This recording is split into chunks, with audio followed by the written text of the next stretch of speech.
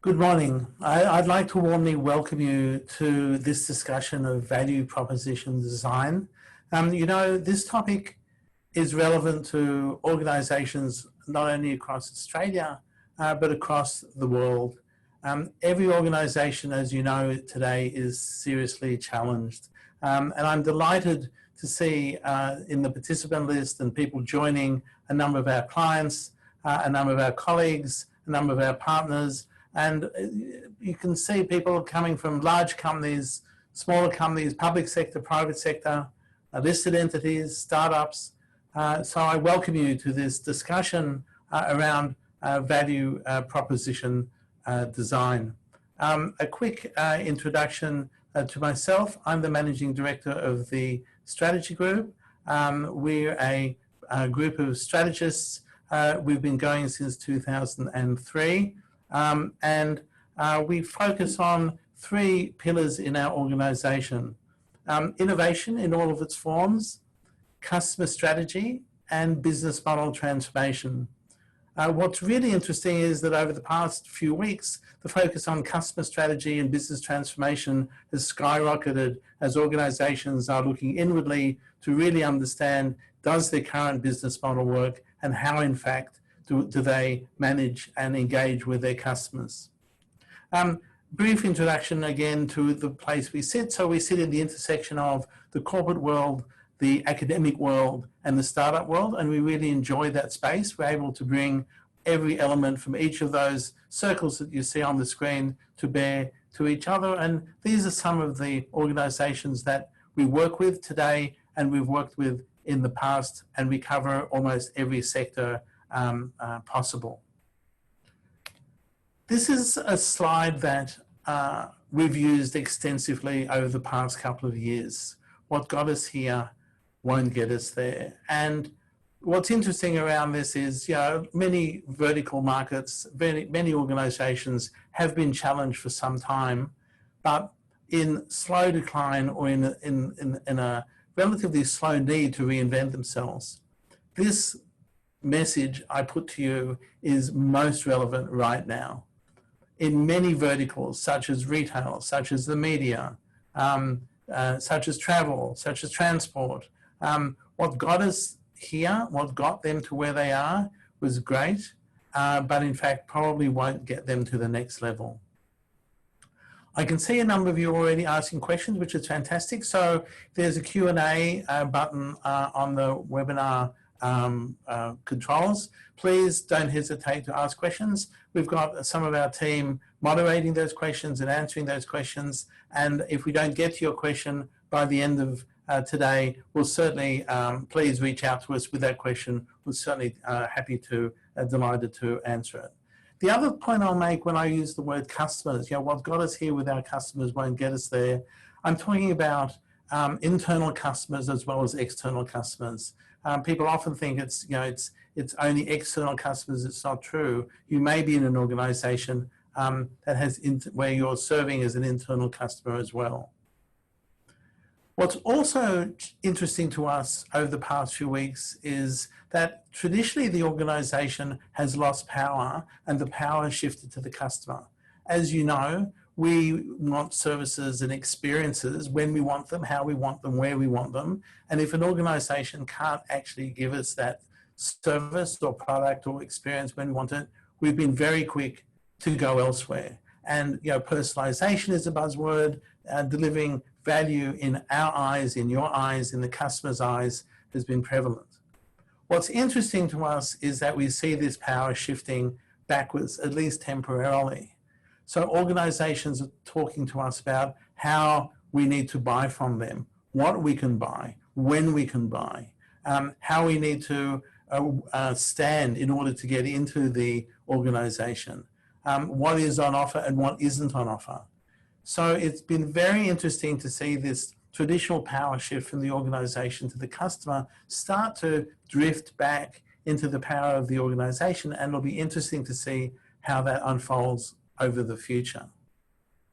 I just wanted to reiterate, and I'm sure I don't need to, but I'm going to anyway, that the challenges that we're faced with are really significant. Most people are still in a state of shock. isolation and boredom is going to be an ever-growing issue. Distractions at home are not what we have been used to from a work environment. A number of people, unfortunately, are out of their jobs or potentially out of their jobs.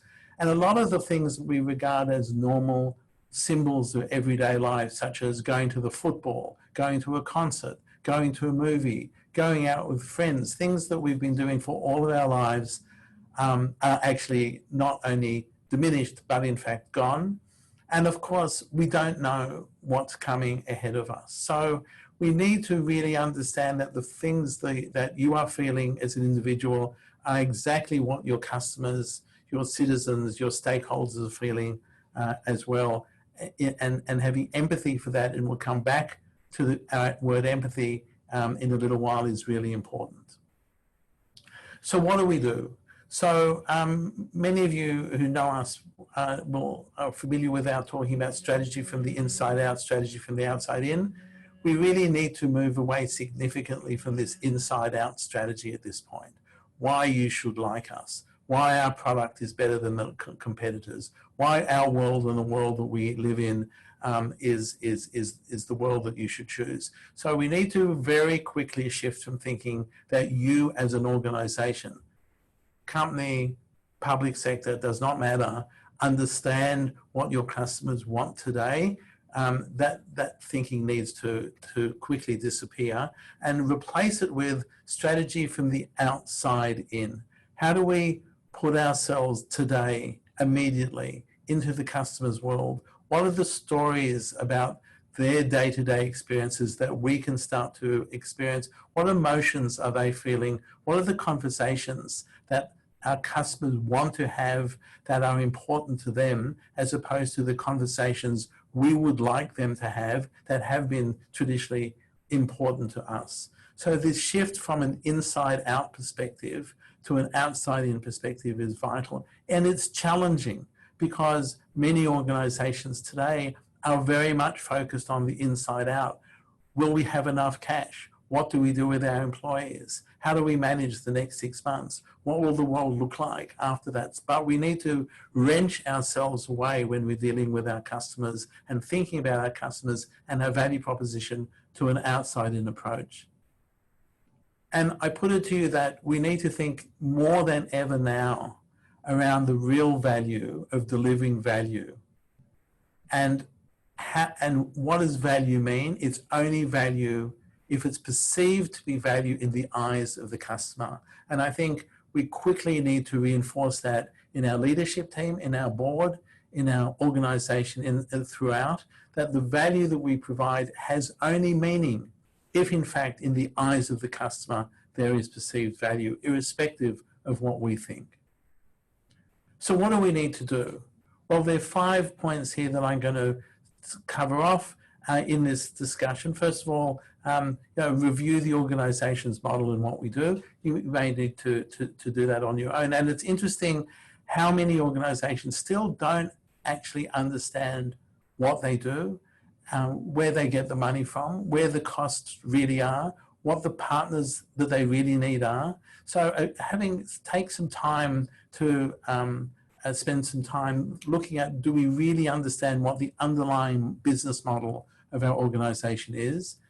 Understand our customers, redefine, and I put redefine, not define, redefine, because things may very well have changed, who our customers are, the barriers, the drivers, the emotions, the needs that they experience. And I'm going to give you a tool to enable you to do this in this session today. Define the value proposition, and this is where we are significantly focused today. And we'll talk about 2 value propositions: a value proposition in the space of COVID-19. What are people feeling today and where can we deliver value?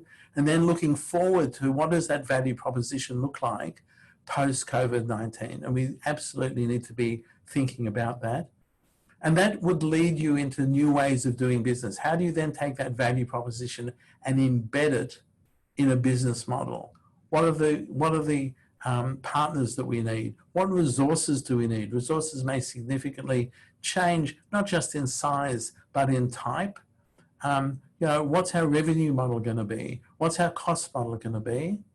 And this is a discussion for another time. And then, of course, execute the plan. Take what we've done above and execute it.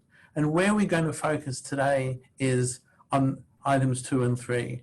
How do we meaningfully understand our customers? And how do we define what the value proposition is today and the value proposition is into the future post-COVID-19? So let's hone down to value proposition. When we talk about value proposition, we need to develop one that's meaningful for our customers today and meaningful post-COVID-19. And a good starting point around this is, what is a value proposition? We use the word customer value proposition, it just rolls off our tongue. It's used internally, boards use it, executives use it.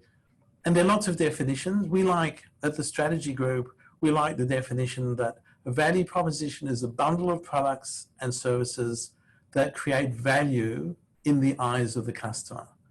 So it's a collection of products and services, and in fact, I'll go one step further than that.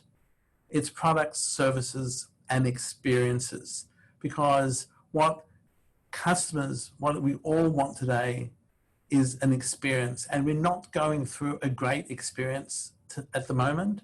And if you in your organization can reshape that experience for your customer, internally or externally, public sector, private sector, startup, listed company, it matters nothing.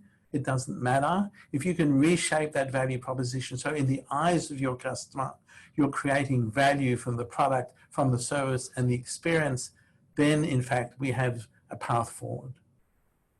And in the startup world, there's this discussion of product market fit. And what we need to do, I put it to you in every one of our organizations today, is deliver product market fit in a significantly shifted environment. Product market fit is just the traction of when the product and the customer engage in that millisecond where the customer goes, that's what I want. And in order to do that, we need to do two things. We need to actually observe and understand the changed nature of our customers, establish the why. Why do we need to deliver the services and products and experiences that we have or are looking to change and reshape?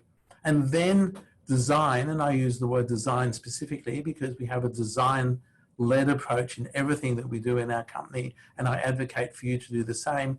Design that experience that will actually deliver product market fit in a very changed market. So how do we drill down on this? How do we actually deliver value in the eyes of the customer? So if you look towards the right-hand side of the screen, we've developed a tool, and I'll walk you through how this tool builds for you to use. And it's built, some of you may be familiar with Osterwalder's value proposition canvas. We've actually built our own proprietary tool built based on value proposition canvas, augmented especially around the environment that we face today. So what do customers have? Customers have needs. Every one of our customers, again, it's the citizen from a local council. It's the customer from the public state government. It's the B2B organization. And of course, customers are either B2C or B2B. It's the B2B organization working with a very large listed organization, building apartment buildings, for example. Every one of our customers has needs, and we need to define those needs. And every one of our customers is also after two experiences, a positive experience and a negative experience. The positive experience that are things that people would relish, that our customers really want to strive for, and the negative experiences are those experiences that we'd get rid of, that we'd like to get rid of.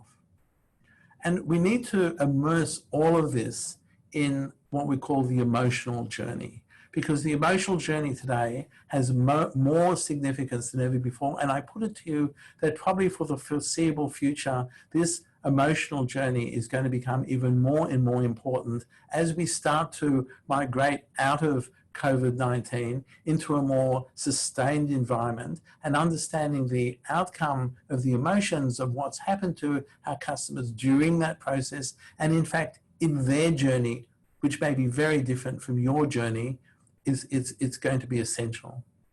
So on the right hand side we have our customer. where is their value for the organization? How does the organization deliver value? Well, first of all, you're going to have a bundle of products and services and experiences to deliver. So every organization has some product, some service, some value to deliver to the customer. And we want for our customers to grow their positives. We want, and also to shrink their negatives. And we need to think today, as the world has changed somewhat, what do we need to do to grow the positives of our customers? In fact, what are those positives? And once we understand what those positives are, what are we going to do as an organization to grow those positives? And as we come to understand more the negatives that are faced by our customers, how are we as an organization going to reshape our value proposition to shrink those negatives? And in all of this, we need to come up with emotional relievers, ways in which we can help our customers, relieve their emotional stresses that they're all facing today. So we've got two sides to this tool, the customer side and the organization tool. And if I put them side by side now, what I'm actually looking to do is deliver the value proposition. So the more that we can understand the right-hand side, our customers, and the more we can now reshape the products, services to deliver the needs, to grow the positives for the positive experience that our customers want, to shrink the negatives of the negative experience that our customers want, and to really understand the emotional journey that our customers are going through and provide emotional relievers. And I'll give you some examples of this very shortly. So is the strength of our value proposition. And this is not a winner and a loser discussion. We might have a value proposition that's organizational led. We might think, oh, well, this has to be driven by the customer. In our view and our point of view is we need to design and reshape our value proposition to deliver mutual benefit. This is co-created. There's mutual benefit for the customer. There's mutual benefit for the organization in the eyes of the customer and in the eyes of the organization. So how do we do this? Well, a key word that I want to bring to the fore is empathy. Empathy, we've seen, and I won't name them by name, but you can think of the leaders that have emerged during this COVID-19 experience, the ones that are showing empathy and the ones that aren't. And it's pretty clear. And what we need to do as an organization is empathize with our customers on all the elements of that right-hand side of our tool that I talked about. And indeed, we, at the strategy group, we developed an empathy poll, an empathy quiz, where we've gone out and run this poll to measure empathy in particularly Australia. And I just wanted to share with you one of the outputs of that empathy poll. So one of the questions was, I feel I'm currently being supported by my employer. In other words, is my employer empathizing with me as an employee in that company? And you can see the trend line is not great. In fact, it's a diminishing trend line. So empathy is really key. And in order to empathize, you need to realize a couple of things. Firstly, you are not your customer. If you think that you can understand how a millennial thinks when you're not a millennial, how an aged care individual thinks when you're not in an aged care home, how do a family with 5 children all at home with both parents trying to earn enough money to keep bread on the table, if you think that you know all the issues of your customer, you are actually wrong. So trying to understand who are the customer segments that you need to deal with, and mapping out on the right-hand side of the tool those boxes is really important. And don't make assumptions. You're not the surfer on this picture. Maybe some of you are. I put it to you that the majority are not. You're not the aging individual, aging in place, alone now with no visits, barely getting enough food through the door and really worried about the future. You're not this individual. Maybe some of you on the call are. I put it to you, the majority are not. And empathy comes from, it's an art that we have mastered over many years. Observations, open-ended interviews and immersions. And it sounds simple, but it needs real work. And this is really important. Starting with empathizing with your customers at this point is essential. And you know, you can be surprised. So one of our clients did some whole lot of insights around millennials. And the executive felt that millennials were spendthrift, didn't care about saving money, just ate lots of avocado on toast, just wanted to party. And they were about to build a value proposition for those, what we call personas, for those individuals. What they found in doing empathy work with us was completely the opposite. Yes, avocado on toast sometimes is nice, but millennials are actually really concerned about their finances. They're really concerned about how they'll be able to afford a house or an apartment into the future. So it was uncovered through observations and open-ended questioning and real insights, was something that was very surprising to the board and the executive of this organization. So if I look at the tool that we're giving you here, why is this of value and why do we feel it's a great starting point, not only now in reshaping the value proposition of your organization, but at any point in time? And we feel it's of value because the strength of matching the left-hand side that you see on your screen to, or the right-hand side, the organization side, to the needs, positive experiences, negative experiences, and emotional journeys of your customers, so is the strength of your value proposition. The more that we can match the positive growth to the positive experiences that your customers want right now, the more that we can help shrink those negative experiences that are being experienced by your customer right now, the more we can deliver emotional relievers for the emotional journey that every one of your customers experience. And just remember, people talk about B2B, you know, we're dealing B2B, business to business, or our customers or organizations. I put it to you that the end of every purchase order, that the end of every meeting, that the end of anything that anyone signs off is a person. You know, people sign off on engagements with us. And each of the people at the end of that line have needs, positive experiences, negative experience, and are particularly experiencing emotional journey. And the more we can connect our products and services and deliver value to the needs of our customers, so is the strength of the value proposition.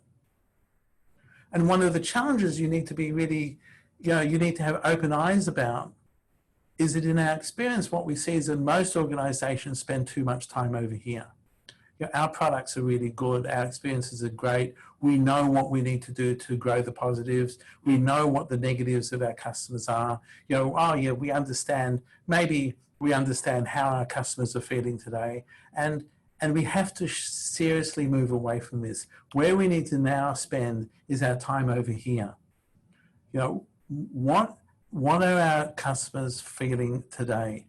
What are their needs today? What are their positive experiences that they want today? What's their emotional journey right now that we really need to understand? And if we do this well, and if we do this well now, and if we do this well as we emerge from COVID-19, we can start to reshape our business and our organization.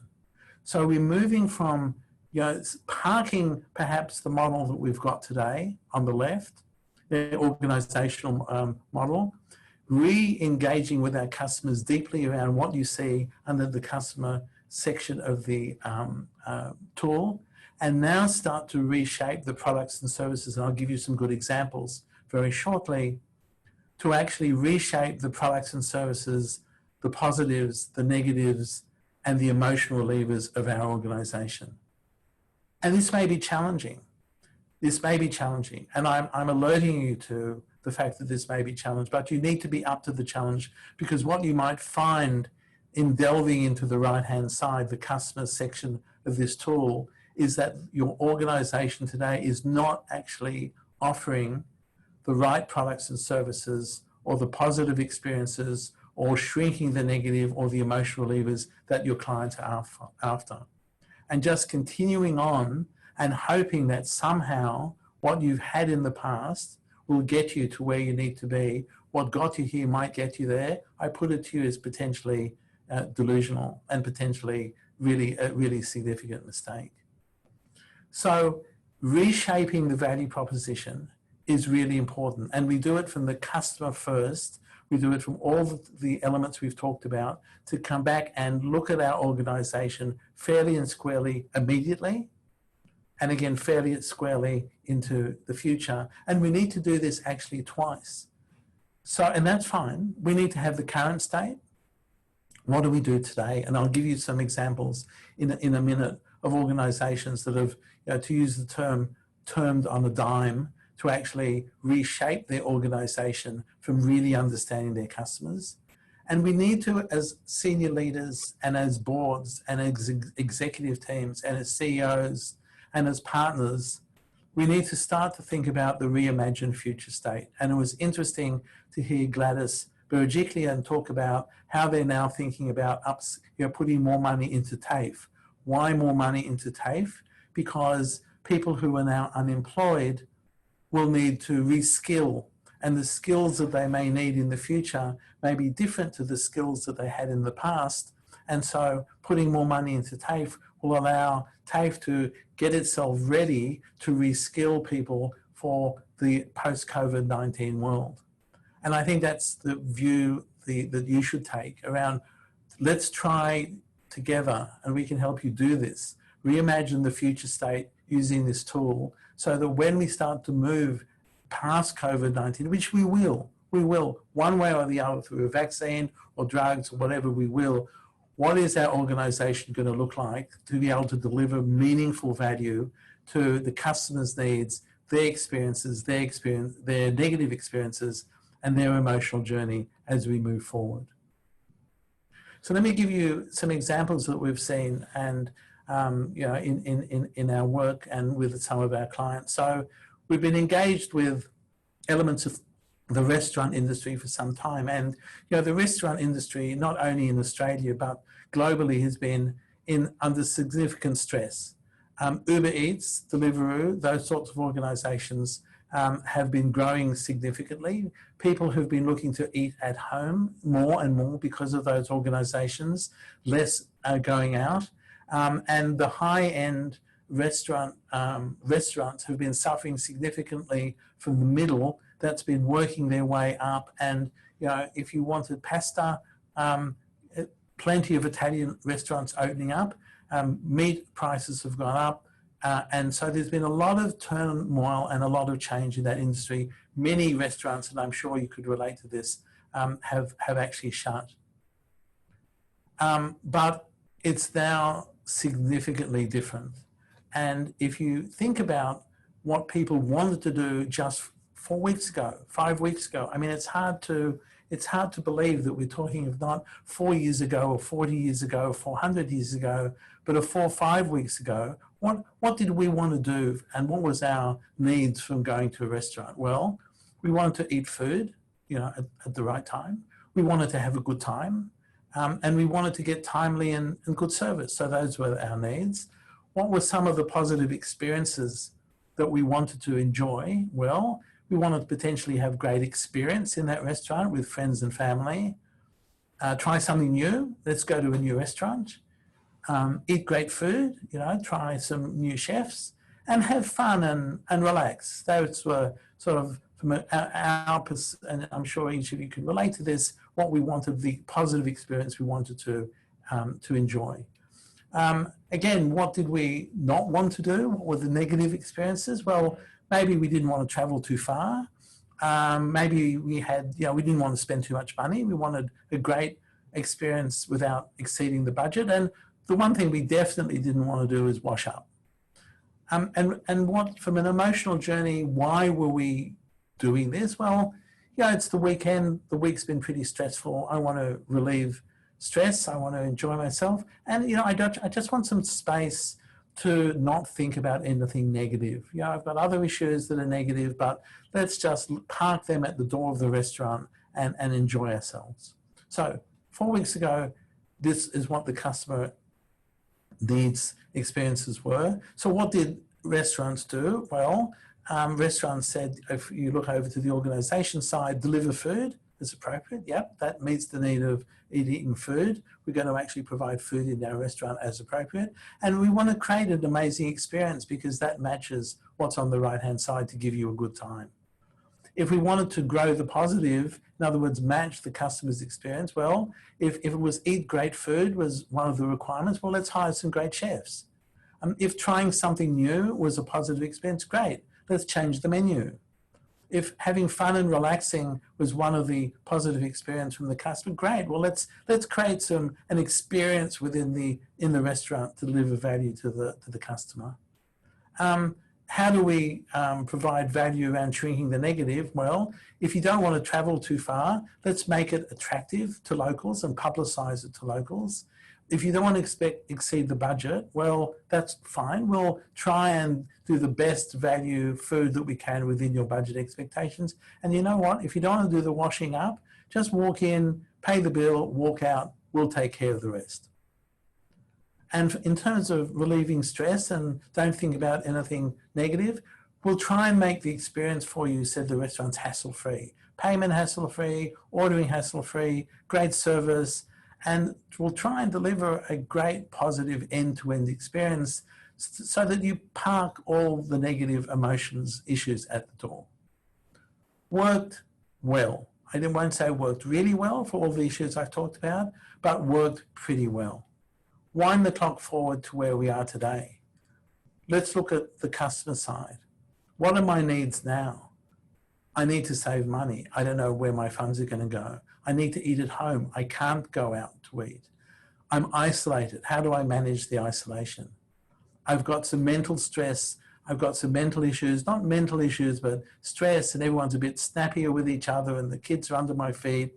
What am I, these are the issues I'm faced with today. What is the positive experiences? Well, I want to get through the other side of COVID-19. That would be great.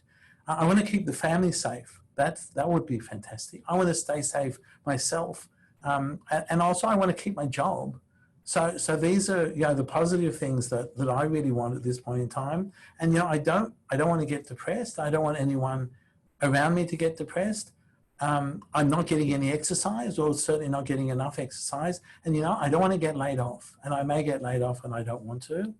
And the emotional journey is all the things we talked about at the beginning: uncertainty, anxiety, fear, financial and emotional stress, isolation. So from the restaurant industry's perspective, what do they do about that? Where's the value proposition that was there before? Where's the value proposition gone? Because all the elements from the customer's perspective, how does a traditional restaurant organization deliver any of what's here on the right-hand side? So we've obliterated all our values on the left, and we're left with a vacuum. So let me show you what one organization has done around this. So many of you would know Merivale, Justin Hemis, a very entrepreneurial individual, very successful guy. And I know that he's been successful because he's done what we've talked about. He deeply understands his customers. He deeply understands the experiences that they want. And he's also transformed that value proposition into experiential models and business models that he's rapidly tested over time. But let me share with you what he's done. So on March 25th, this was the press story. Merivale closes 70 plus venues, 70 plus venues. And you can imagine the layoffs of the chefs and the wait staff and the cleaning staff and the knock-on effect to the suppliers. 10 days later, he launches Merivale at Home. 10 days later, not 10 weeks later, not 10 months later, 10 days later, he launches Merivale at Home. This is, and you should look at it.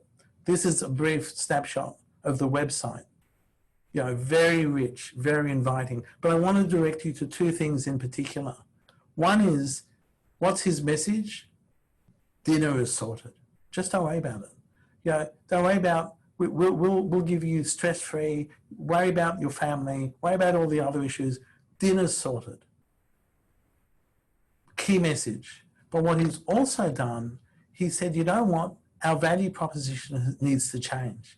And what can we do to deliver a different value in these times to our clients? So he says, well, hang on, home dining is obviously one, dinner is sorted, we can take high quality meals and have them delivered to you, in fact, for a flat price. So he's defying the Uberoo and the Deliveroo and Uber Eats environment.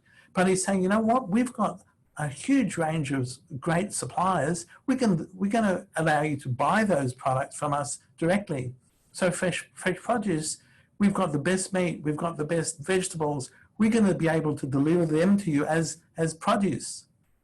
And you know what? We've got sommeliers. We understand wine. So we're going to open up a bottle shop so you can actually buy with the meals that you get some of the best wine that you get in our restaurants at budget prices. And you know what? You can now engage with our chefs. We'll tell you who's cooked your meal, and we'll tell you a bit about them, and we'll in fact let you talk to them. And you know what? If you really like the food, we'll give you the recipe. So 10 days pivoted significantly by understanding what are the right-hand side of that tool and how do we now use the assets that we've got to actually deliver a new business model. Let me give you a couple of other quick examples. So U-Haul, US organization that delivers self-storage, right? Self-storage, we understand the self-storage business. You've got some stuff lying around your house and you need to place it somewhere. But they said, you know what's going to happen? Again, looking at the right-hand side of that tool, the needs and the positives, the negative experiences, people are going to start to, students are going to want to move home. So students, universities are shutting down, universities are going online, college students are going to have to move out of college. They're going to have to, they're not going to want to pay for accommodation. They're going to move home. What are they going to do with all the junk they've got living where they're living? So U-Haul said that's going to be a problem. So that's the need. I'm a student, I've got junk, I don't know where to put it. So they said, well, how are we going to reshape our value proposition to target that particular need of a particular customer segment that, you know what, we haven't focused on at all. This was a new customer segment for U-Haul. And so they're offering 30 days free self-storage in the corona virus outbreak to enable students to park their junk while they go home. But what's interesting around this is if you think about the value proposition that this pen provides post-COVID-19, students might go, you know, I'll just leave it there. And you know, there's this term lifetime value, LTV is a great metric. So the lifetime value of anyone putting a box in a self-storage place is huge because chances are they'll just leave it there and pay a monthly bill off their credit card. So a couple of other quick examples as we head to 11:45. Ferns and Petals. Ferns and Petals is the largest provider of fresh flowers in India. Top flower delivery service, you know, and their value proposition was provision of flowers. 15 days later, they've realized that flowers is not going to work, but what do people want? They want a different emotional experience. The bottom right-hand side of the tool. You can get a guitarist on call to play some of your favorite songs for 10 minutes. You can get a vast array of digital gifts, musical video messages, personalized e-storybooks for the kids, e-greeting cards for people's birthdays. In 15 days, they shifted from we deliver flowers to we deliver experiences. And one final example is we've developed an engagement with Relationships Australia. So Relationships Australia traditionally has been couples counselling, you know, counselling for families and so on. And again, very short period of time, they've morphed into Time to Talk that you can see on the bottom of the screen. A service where if you're feeling anxious, you can just call this number and just chat to someone. And someone who's traditionally been a relationship counsellor is going to talk to you and build that relationship between that person and in fact yourself. Again, a great and a different example of reshaping the value proposition. One more, I remember there's one more, Archie Rose. Gin, distillery, your familiar bottle on the rye malt whiskey, gin, moved, and you would have heard about this, into hand sanitizers on the right. You know, what are the best hand sanitizers? The one that use alcohol. What do we know well? Alcohol. And in fact, they were sold out. They cannot keep up with the demand. Different business, delivering a different value proposition by understanding the right-hand side of that tool. So let me just come towards the end here, and we may not have time for questions, I apologize, but please, we'll ask them online or email them into us, and we'll answer them for you. You know, I think this is a telling slogan, if you like. Change has never been this fast, and we actually believe it'll actually never be this slow again. We are up for a lot of change over the next few years, and we need to embrace that, not shy away from it. So what are some things that you can do starting today? So first of all, I come back to what's your current organizational model? And you may be familiar, there are 9 elements with this. What's your partner model? What's your revenue model? What's the value you're delivering? What's your, you know, who are the customer segments? What's your value proposition? So, well, what are you doing today? Talk to your customers, try and understand what their barriers, their drivers, their emotions, fill in the right-hand side of that canvas. Use that tool, use that canvas tool, the tool that we're giving you, and we'll send this to you to redefine your value proposition. What's the customer side look like to redefine what your organization should be delivering? And then take that and to then immerse that into what, okay, how do we actually deliver it? How do we deliver that business model? What's our new business model that we need to come up with, and then execute on the plan. Execute on the plan. And we focus today on 2 and 3. You know, that's, and we're delighted to share some of our thinking with you. Certainly, you know, I just want to round out the time. Thank you so much for joining us. We really appreciate the time you spend. You know, the future is unclear. It is unclear, and we have to accept that. However, new ways of working and new ways of engaging with our clients is going to emerge. Some of the old ways in which you've engaged may go by the wayside, and we just have to accept that. But out of all of this, I think it will force each of our organizations to focus on new ways of delivering value, new ways of realizing value in the eyes of our customer, and new business models, and reshaping the business models around those new value propositions.